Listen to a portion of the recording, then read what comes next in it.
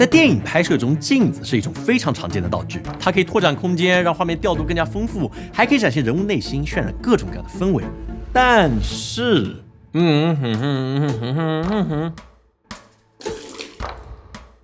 镜子里面本应该出现的摄影机，他们去哪了？通过研究影片里的镜子戏，我们还真的学到了不少把摄影机藏起来的方法。那由浅入深，让我们从最容易的开始讲起。想避免摄影机在镜子里面穿帮，最简单粗暴的办法就是把摄影机斜过来对着镜子，框选好合适的构图之后，让演员在镜子里面寻找摄像头，调整好拍摄角度，就可以拍出像这样的画面。那如果想更轻松的避免摄影机穿帮，那我会更推荐你使用中长焦的镜头，因为它视角比较窄，稍微挪动一下就能把摄影机移出画面。你可以看一下不同焦段在相同景别之下的画面对比，能够很明显的看到两者的区别。那这个方法没有什么难度，但是缺点也很明显，就是你只能拍到被摄物相对倾斜的角度。那如果你想让画面角度稍微正一些的话，你可以试试换上这颗特别的镜头。在之前节目中，我们讲解过这颗能拍出小人国效果的特殊镜头，因为它的成像圈比普通镜头更大，加上它能够调整光轴的方向，所以它可以像这样把机位架到镜子边缘之后，通过平移镜头拍摄出角度正、摄影机又不穿帮的画面。那一个是通过调整机位获得的画面，另外一个是通过移轴镜头拍摄的画面。是不是移轴拍摄的画面明显要正很多？虽然角度正了，但你会发现只要摄影机一动，它就会穿帮。那该怎么样让镜子里的画面动起来呢？不好意思，卡满了。真假的？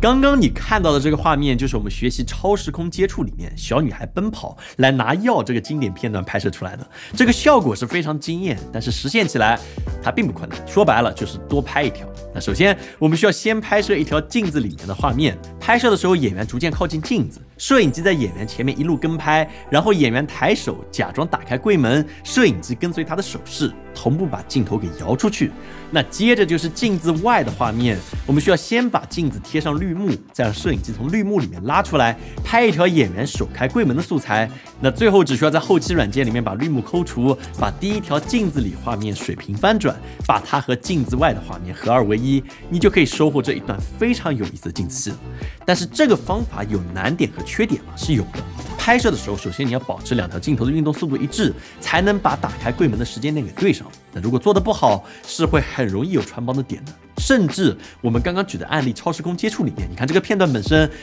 这个演员的袖子的颜色就出现了一些破绽。那好，既然这个隐藏摄影机的方法你已经学会了，那接下来我们把难度再往上升一点。在电影《鸟人》里面，这部电影我非常喜欢，有很多像这样演员在镜子前面表演的画面。但是当我们翻看幕后花絮，你会发现剧组根本就没有把摄影机藏起来。那在成片里面，这摄影机又是怎样消失的无影无踪的呢？那就在我们百思不得其解的时候，一家叫 Insider 的频道里面，我们找到了他隐藏摄影机的方法。他们的方式同样是多拍一条，但是不同于超时空接触，是将多拍的一条合成进镜子里面。鸟人剧组多拍的这一条是为了替换掉画面里穿帮的摄影机。那听到这里，你肯定有点晕头转向了。具体该怎么做，我们自己尝试了一下，你可以看一下。在镜子前拍摄完演员的表演之后，把摄影机反转180度，再拍一条不带演员的纯背景画面，接着把补拍的背景素材进行镜像翻转，再这样通过抠擦、追踪、调色，把两条素材的透视、运动和色彩匹配在一起，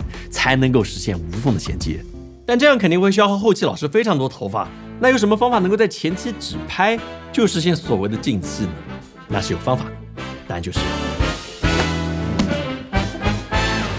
这种把镜子里面画面搬到现实里来的拍法，现场除了有主演，还往往会需要有第二个人，就是替身。替身需要和主演的身形相似，在正式拍摄前进行多次的排练，来保证拍摄时的动作同步，不会穿帮。那除了替身，镜子的两边还需要布置的一模一样，才能骗过观众的眼睛。那比如《碟中谍》里面这个镜头，剧组把镜子前的道具美术左右翻转，原封不动的搬到了对面的空间里面，就连书架上的60本书都做成了镜面的，完全是对称的。还有些导演希望让镜头的运动范围更大，不仅在美术置景上下功夫，还会把演员做成镜像的。那这时候你肯定会问，难不成找2个一样的演员吗？那没有错，在《终结者》里面，这个镜头白衣女演员的对面就是她的双胞胎妹妹。这样的话，即便2边的人脸在画面里都露了出来，也不会有什么违和感。那当然，刚刚提到的这些都是不差钱的大的剧组。如果在日常拍摄中没有足够的资金来请2个体型相似的演员，你还可以参考一下瑞士这部名为《镜子》的短片。他们巧妙地使用了第一人称的视角来拍摄，规避掉替身的同时，还会让人非常有代入感。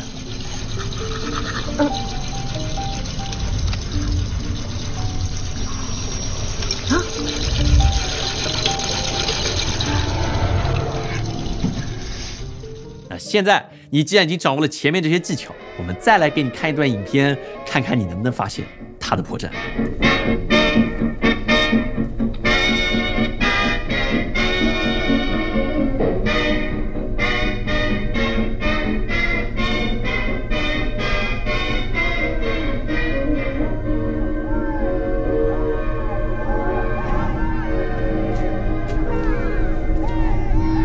在恐怖游轮的这个镜头里面，摄影机不仅没有出现在镜子里面，甚至还穿过了镜子，跟随演员到了另外一个空间。那么请问他们用的是特效还是替身？那在幕后花絮里面，你会发现这里确实用了替身，但是也用了特效来模拟镜子上的污垢。但除此之外，为了实现这个穿过镜子的调度，剧组还专门制作了一面可以移动的假墙，让摄影师可以直接穿过墙壁，进入到对面的空间里面，制造出一个穿过镜子的假象。所以这个技巧算是非常高明的一个拍摄方法。那除了上面说的这些，我相信你肯定也在很多电影里面看到过这种2面镜子面对面摆放，相互反射形成的无底洞镜头。这种镜中镜的表现方式，在电影里面被称之为镜渊。那2面镜子又不穿帮，它是怎么做到的？那谜底就藏在这第2面镜子里面。